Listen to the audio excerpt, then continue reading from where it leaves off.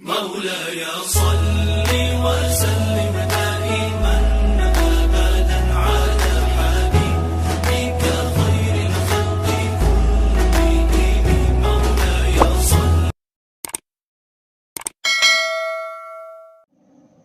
اعوذ باللہ من الشیطان الرجیم، بسم اللہ الرحمن الرحیم۔ السلام علیکم ورحمۃ اللہ وبرکاتہ۔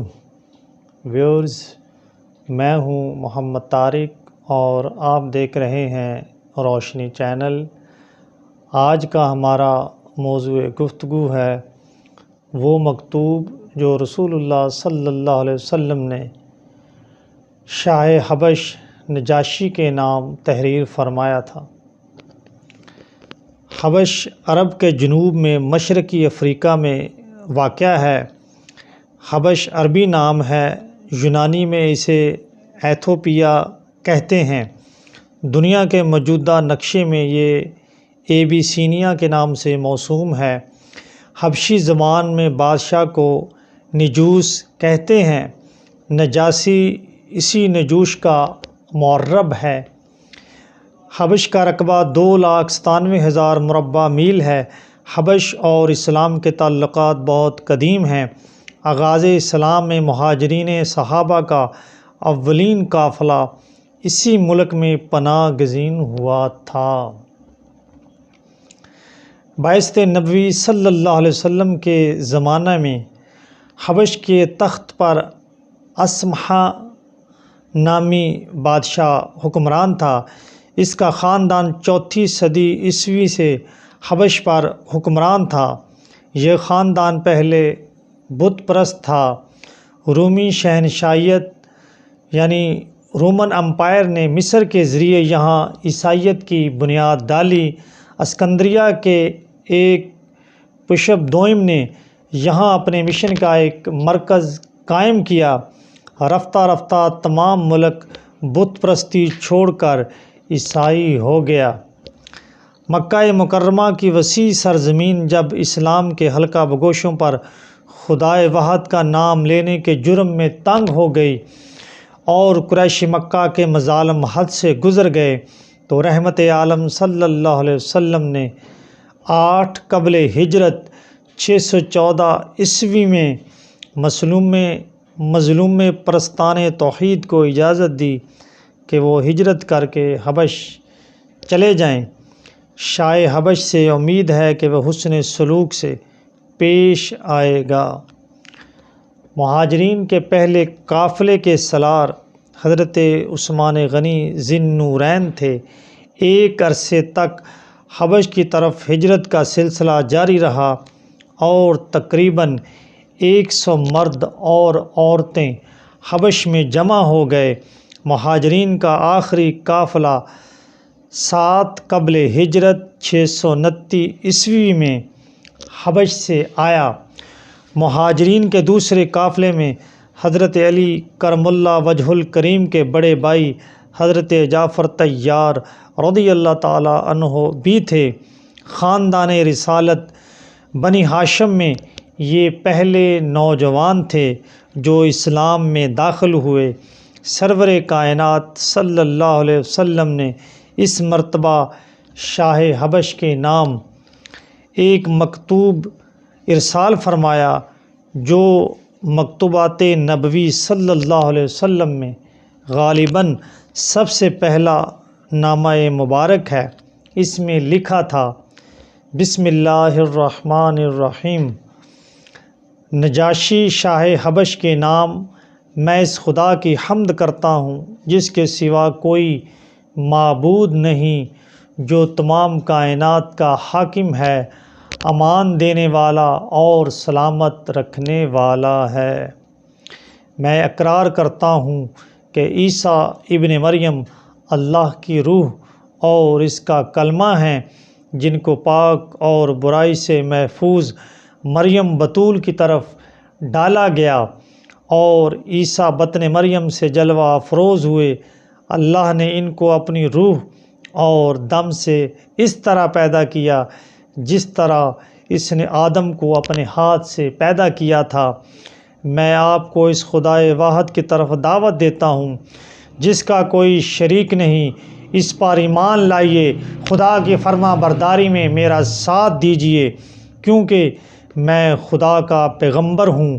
میں نے اللہ کا پیغام خلوص کے ساتھ آپ کو پہنچا دینے میں خیر خواہی کی ہے۔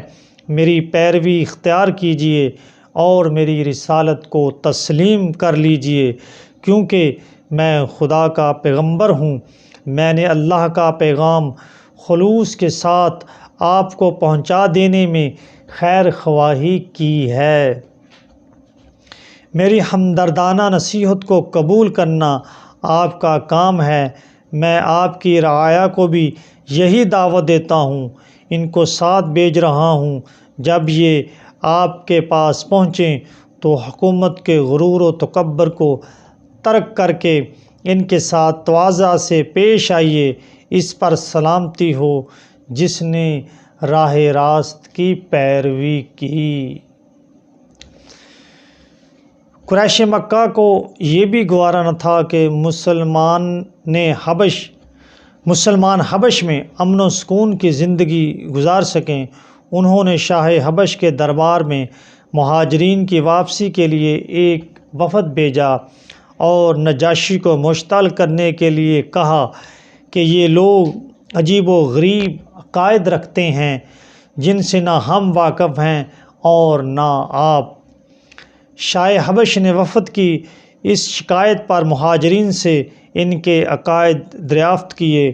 اس موقع پر مہاجرین کی جانب سے حضرت جعفر طیار رضی اللہ تعالی عنہ نے برجستہ ایک تقریر کی جس میں پہلے عرب جاہلیت کی دینی، اخلاقی اور معاشرتی خرابیوں کو بیان کیا، پھر رسول اللہ صلی اللہ علیہ وسلم کی بعثت کا ذکر کر کے بتایا کہ آپ صلی اللہ علیہ وسلم کیا تعلیمات پیش کرتے ہیں، پھر ان مظالم کا ذکر کیا جو رسول اللہ صلی اللہ علیہ وسلم کی پیروی اختیار کرنے والوں پر قریش کے لوگ ڈھا رہے تھے۔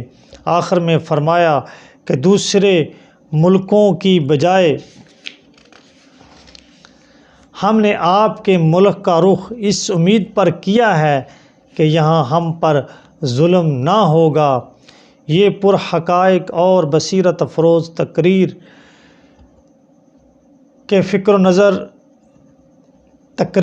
اسلام کے فکر و نظر اور عقائد و اعمال کا شاہکار ہے۔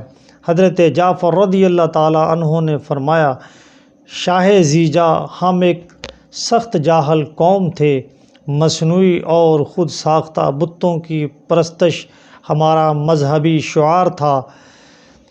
مردار خوری، بدکاری اور بے رحمی ہماری معاشرت کا اہم جزو بن گیا تھا۔ ہم نہ ہمسایہ کے حقوق سے واقف تھے اور نہ اخوت و ہمدردی سے آشنا۔ ہر طاقتور کمزور دل کو کھا جانے پر فخر کرتا تھا۔ یہ تھا ہمارا معیار زندگی۔ ہماری اس تباہ حالی کا دور عرصہ دراز سے قائم تھا کہ یک بہ یک خدائے برتر نے ہماری قسمت کا پانسا پلٹ دیا اور ہم میں ایک ایسا پیغمبر بھیجا جس کے نسب و حسب سے ہم پوری طرح واقف ہیں، جس کی سچائی اور امانت کا حال ہم پر روشن ہے اور جس کی عفت و پاک دامنی ہر وقت ہماری نظروں میں رہی ہے۔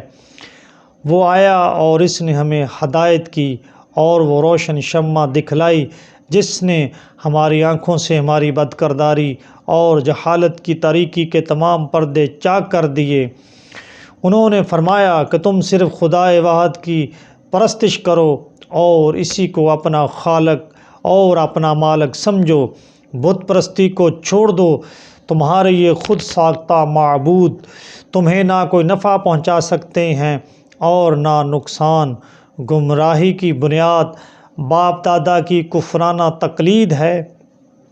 انہوں نے ہمیں تعلیم دی کہ ہمیشہ سچ بولو، امانت میں کبھی خیانت نہ کرو، ہمسایوں کے ساتھ ہمدردی اور حسن سلوک کو ہمیشہ اپنا شعار بنائے رکھو، خون ریزی اور خدا کے حرام کی ہوئی باتوں سے بچو، فحش کاموں اور جھوٹ کے قریب نہ جاؤ، خدائے واحد کی عبادت کرو، روزہ رکھو اور اموال کی زکوٰۃ دیا کرو۔ بادشاہ سلامت اس نبی نے اسی قسم کے اور بہت سے بہترین امور کی ہمیں تعلیم دی ہے۔ ہم نے اس کی تصدیق کی، اس کو خدا کا پیغمبر سمجھا اور اس پر ایمان لائے، اور جو کچھ اس نے خدا کا حکم ہمیں سنایا ہم نے اس کی پیروی کی۔ ہم نے خدا کو ایک جانا، شرک سے توبہ کی، حلال کو حلال سمجھا اور حرام کو حرام جانا۔ یہ ہے ہمارا جرم جس پر ہمارے ہم وطنوں نے ہمیں گھر سے نکلنے پر مجبور کر دیا اور ہم نے آپ کے ملک میں آ کر پناہ لی ہے۔ شاہ حبش پر اس پر حقائق تقریر کا بڑا اثر ہوا۔ اس نے قریش کے وفد کو صاف جواب دے دیا کہ ایسے پاکیزہ عقائد رکھنے والے ان نیکوکار لوگوں کو میں واپس کر کے ظالموں کے ظلم و ستم کا شکار ہرگز نہ بننے دوں گا۔ حبش سے مسلمانوں کو ہمیشہ جذباتی لگاؤ رہا ہے۔ مسلمانوں نے صحرائے افریقہ کے ایک ایک گوشے میں اپنی حکومتیں قائم کر دیں، مگر اپنے بالکل قریب کے ملک حبشہ کو کبھی آنکھ اٹھا کر بھی نہ دیکھا، چونکہ حبشہ میں مہاجرین صحابہ کی ایک چھوٹی سی جماعت کو آغاز اسلام میں گوشہ عافیت نصیب ہوا تھا۔ مسلمانوں نے اسی جذبہ احسان مندی کا یہ صلہ دیا کہ ان کے کسی فاتح لشکر نے تاریخ کے طویل دور میں کبھی حبشہ کا رخ نہیں کیا، حالانکہ حبشہ چاروں طرف سے مسلم حکومتوں سے گھرا رہا ہے، مگر مسلمانوں نے تاریخی اخلاق کے اس واقعہ کو کبھی فراموش نہیں کیا۔ شاعر مشرق حکیم الامت حضرت علامہ محمد اقبال رحمۃ اللہ تعالیٰ علیہ فرماتے ہیں، عشق سے پیدا نوائے زندگی میں زیر و بم، عشق سے مٹی کی تصویروں میں سوز دم بدم، آدمی کے ریشے ریشے میں سما جاتا ہے عشق، شاخ گل میں جس طرح باد سحرگائی کا نم، اپنے رزاق کو نہ پہچانے تو محتاج ملوک، اور پہچانے تو ہیں تیرے گدا دارو جم۔ ویورز، چینل کو سبسکرائب کریں، لائک کریں، گھنٹی کے بٹن کو پریس کریں تاکہ ہر نئی آنے والی ویڈیوز آپ کو مل سکے۔ صلی اللہ تعالیٰ علیہ وآلہ وسلم۔